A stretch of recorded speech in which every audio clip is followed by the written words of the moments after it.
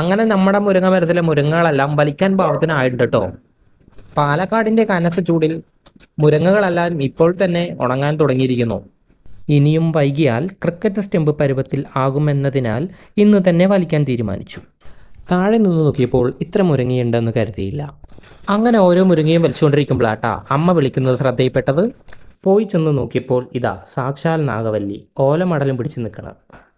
എങ്ങനെ നാഗവല്ലി ആവാതിരിക്കും? പാലക്കാടിൻ്റെ ചൂട് അങ്ങനെയല്ലേ. ജോലിയെല്ലാം കഴിഞ്ഞ് വെന്ത് വെണ്ണീരായിട്ടാണ് വീട്ടിലെത്തുന്നത്. അപ്പോൾ ഇച്ചിരി ആശ്വാസം കിട്ടുന്നത് തണുത്ത വെള്ളത്തിലെ ആ കുളിയാണ്. കുടിക്കാനോ കുളിക്കാനോ ആയിട്ട് ടാപ്പ് തുറന്നാൽ വരുന്നതോ ഒടുക്കത്തെ ചൂടുവെള്ളവും. അപ്പോൾ അമ്മ പറഞ്ഞു തന്നതാണ് ഈ ഓലമടൽ പ്രയോഗം.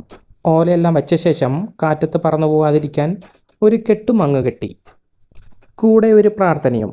ടാങ്കും ഓലയും എല്ലാം കൂടെ ഇനി പറന്നു പോയാലോ? അതുകൊണ്ട് എല്ലാം ഓക്കെ ആണോ എന്നെല്ലാം നോക്കിയതിന് ശേഷം താഴെ ഇറങ്ങാൻ തീരുമാനിച്ചു. ഞാനും അമ്മയും കൂടിയിട്ടാട്ടാ വീട്ടിലെ ഈ പരിപാടിയെല്ലാം ചെയ്യുന്നേ. അങ്ങനെ പല സ്ഥലത്തുമായി കിടന്നിരുന്ന മുരിങ്ങയെല്ലാം കൊണ്ടുപോയി ഒരു സ്ഥലത്ത് വെച്ചിട്ടുണ്ട്. കണ്ടോ ഗൈസ്, ഞങ്ങളുടെ വീട്ടിലുണ്ടായ മുരിങ്ങ ഇത്രയുണ്ട്. ഇനി ഇതെല്ലാം ചാക്കിലാക്കണം. ഇത് ഞങ്ങളുടെ വീട്ടിലെ പാവയ്ക്കാട്ടോ.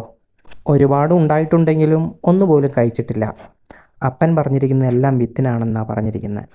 അതുകൊണ്ട് ഒന്നുപോലും കഴിച്ചിട്ടില്ല. ഇത്തവണ ചക്കയും ഒരുപാട് ഉണ്ടായിട്ടുണ്ട്. അങ്ങനെ അമ്മയും ഞാനും വലിച്ച മുരിങ്ങയെല്ലാം ചാക്കിലിട്ട് സെറ്റാക്കി എടുക്കുക കേട്ടോ. മുരിങ്ങ എന്ന് പറയുമ്പോൾ തന്നെ ആദ്യം മനസ്സിൽ കയറി വരുന്നത് നല്ല അടിപൊളി സാമ്പാറും അവിയലും ഒക്കെ തന്നെയാണ് കേട്ടോ. മുരിങ്ങയില്ലാത്ത അവിയലും സാമ്പാറും ചിന്തിക്കാൻ പോലും പറ്റുന്നില്ല. അങ്ങനെ ഞാൻ മാർക്കറ്റിലേക്ക് പോവാട്ടോ. അങ്ങനെ കടയിലെത്തി തൂക്കം നോക്കിയപ്പോഴാണ് സമാധാനമായത്. അപ്പോൾ ഇന്നത്തെ പരിപാടി ഉഷാർ.